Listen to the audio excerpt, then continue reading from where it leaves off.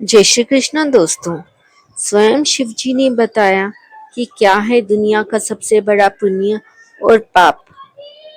शिव महापुराण के अनुसार एक बार माँ पार्वती ने भगवान शिव से दुनिया का सबसे बड़ा रहस्य पूछा था।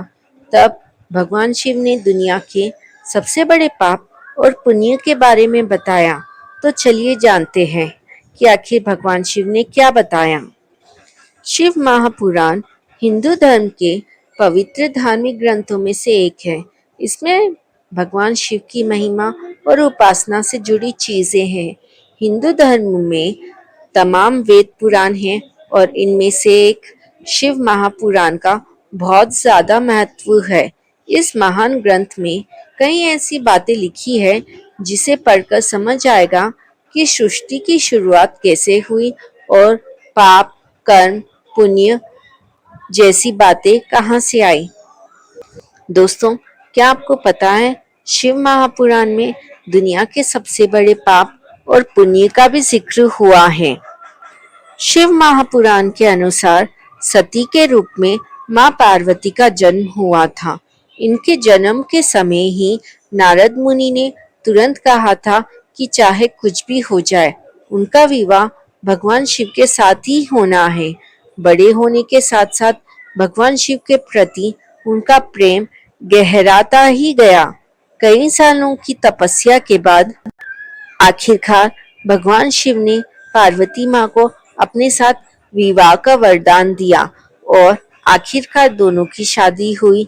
बता दे कि एक बार माँ पार्वती ने भगवान शिव जी से दुनिया के सबसे बड़े पुण्य और पाप के बारे में पूछा था। तब शिव जी ने सिर्फ एक ही बात कही थी, नास्ति सत्यात परो नारुतात पातकम परम, जिसका अर्थ है कि सम्मान पूर्वक जिंदगी जीना और हमेशा सच्चा रहना ही सबसे बड़ा गुण है और पुण्य भी है। सबसे बड़ा पाप है बेईमानी करना या फिर ऐसे लोगों का साथ देना। एक इंसान को ऐसे ही कर्म करने चाहिए जिसमें ईमानदारी और सच्चाई हो। इसके अलावा भगवान शिव ने माँ पार्वती को ये भी कहा कि किसी को कभी भी ऐसे काम में शामिल नहीं होना चाहिए जहाँ पर लोगों के मन में और विचारों में गंदगी और पाप हो।